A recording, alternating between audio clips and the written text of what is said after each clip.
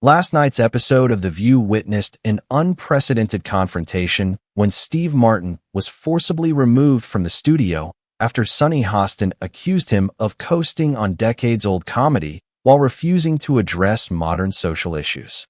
The 78-year-old comedy legend didn't just defend his career. He exposed Sunny's pattern of attacking entertainers while revealing her own failure to understand the difference between comedy and advocacy.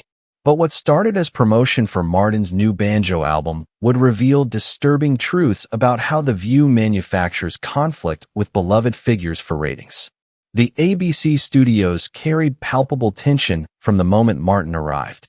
The legendary comedian was there to discuss his bluegrass album featuring collaborations with young musicians, a project celebrating cross-generational artistic partnership. But Sunny Hostin had prepared an ambush focused on Martin's problematic comedy history and his silence on political issues. A makeup artist later revealed overhearing Sunny tell writers, "This old white comedian thinks he can just play banjo and ignore the world burning. Let's wake him up."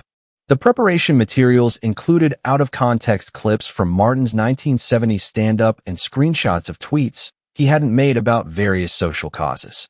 Therefore, when cameras began rolling at 11:09 that morning, Martin walked into what was essentially a political purity test disguised as entertainment television. The show opened with standard hot topics, but Sunny made pointed comments about celebrities who remained silent during crucial moments and the responsibility of privileged voices. Martin waited backstage, tuning his banjo with characteristic focus, seemingly oblivious to the hostile atmosphere building in the studio. His manager would later describe him as surprisingly serene, like he was preparing for a concert rather than a confrontation. When Whoopi announced, "Please welcome Steve Martin," he walked out carrying his banjo, receiving warm applause from the audience, though Sunny's disapproving expression was obvious. "Steve, you've been in comedy for 50 years. Why haven't you used your platform to address systemic injustice?" Sunny began immediately, skipping any pleasantries. Martin paused, adjusting his glasses with deliberate slowness. "I'm sorry, I came to play banjo. Did I miss a memo about solving world problems?" he replied with gentle confusion. "This isn't funny. Your silence is complicity," Sunny pressed aggressively. "My silence? I'm a comedian and musician. I make people laugh and create art.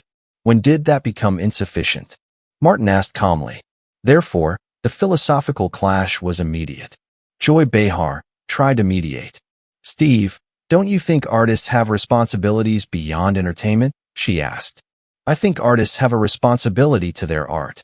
I've spent 50 years perfecting comedy and music. That's my contribution. Not everyone needs to be an activist," Martin replied. He set down his banjo carefully. "Sunny, you seem angry that I haven't turned my comedy into political lectures. But here's the thing, people need joy. They need laughter without agenda. That's what I provide," he said. "That's privileged escapism," Sunny accused. "No, that's human necessity. You know what's privileged? Demanding everyone engage with politics constantly. Some people just need to laugh after working 3 jobs. But you wouldn't understand that," Martin observed. The subtle class criticism landed perfectly. Sunny bristled visibly. "I understand struggle," she claimed. "Do you? When was the last time you needed comedy to forget your troubles rather than dissect them? Entertainment isn't always about education. Sometimes it's about survival," Martin replied. He stood up, his tall frame commanding attention despite his gentle demeanor. "You're attacking me for not being political enough. But I've raised millions for charity through performances. I've mentored countless young artists. I've brought joy to millions. Isn't that enough?" he asked. "Not when you could do more," Sunny insisted. "More according to whom? You? Who decided you're the arbiter of sufficient activism?" Martin asked. But then he revealed something unexpected. "You know what your researcher didn't find? The free concerts I do at veterans' hospitals. The music programs I fund in rural schools. I don't publicize it because charity isn't supposed to be performance," he said. "Why hide it then?" Sunny challenged. "Because real charity doesn't need applause. But you wouldn't understand that. Everything you do is performative, including this confrontation," Martin replied.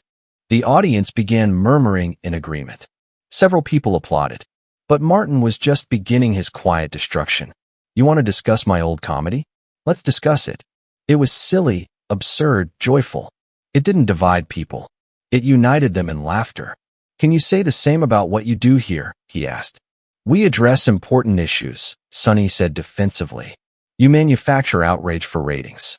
There's a difference between important discussions and theatrical confrontations. You're doing theater, Martin observed. He picked up his banjo again. You know what this instrument represents? American cultural fusion.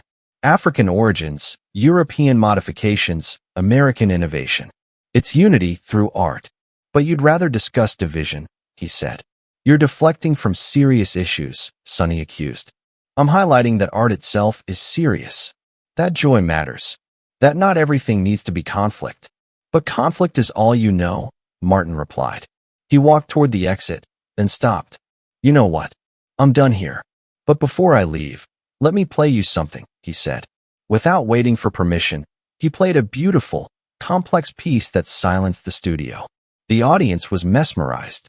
Even the other hosts seemed transported. When he finished, the applause was thunderous.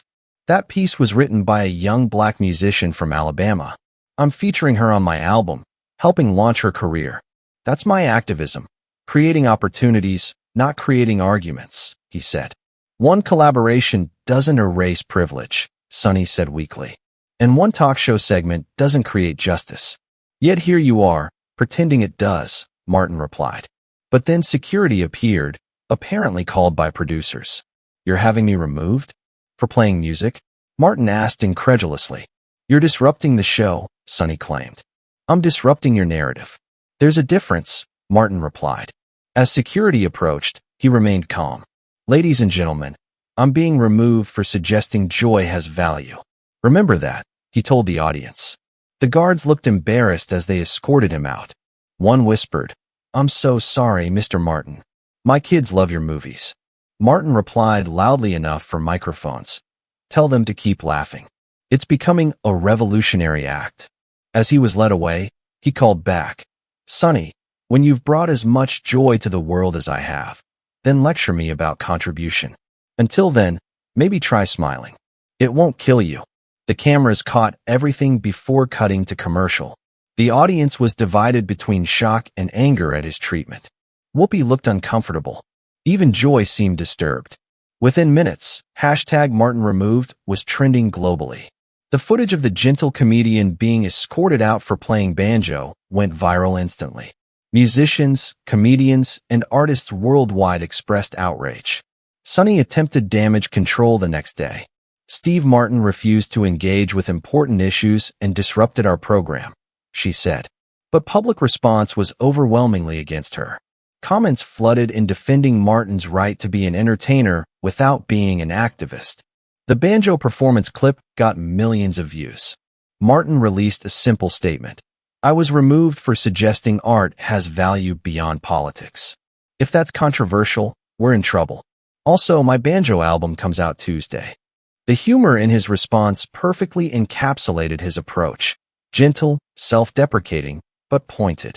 The album immediately shot to #1 on pre-orders.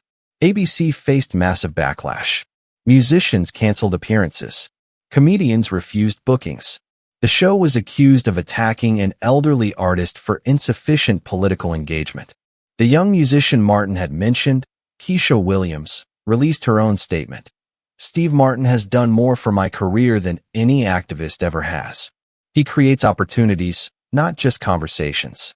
Her testimony was devastating to Sunny's narrative. Other young artists Martin had mentored came forward with similar stories. His quiet philanthropy was exposed, against his wishes but to powerful effect. The incident became known as the Martin Principle. That joy itself is a form of resistance, that art doesn't always need to be political to be valuable. Universities began teaching the confrontation as an example of how enforced activism can become its own form of oppression. The demand that all art be political was revealed as totalitarian. Sunny's reputation never recovered. She was exposed as someone who valued performance of activism over actual positive action. Her attacks on Martin backfired completely. Meanwhile, Martin's album became his most successful ever. The collaboration with young artists was celebrated as genuine mentorship versus performative allyship. Years later, Martin would joke, "I was kicked off The View for playing banjo. It's the best thing that ever happened to my music career. Thanks, Sunny." The empty chair he left became symbolic of the absence of joy in political discourse. His removal for playing music became an image of how ideology had replaced humanity.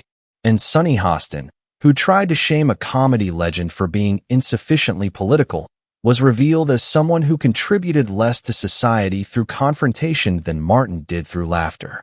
In the end, the wild and crazy guy had the last laugh, proving that sometimes the most radical act is simply bringing joy to a joyless world, and that not every stage needs to be a battlefield.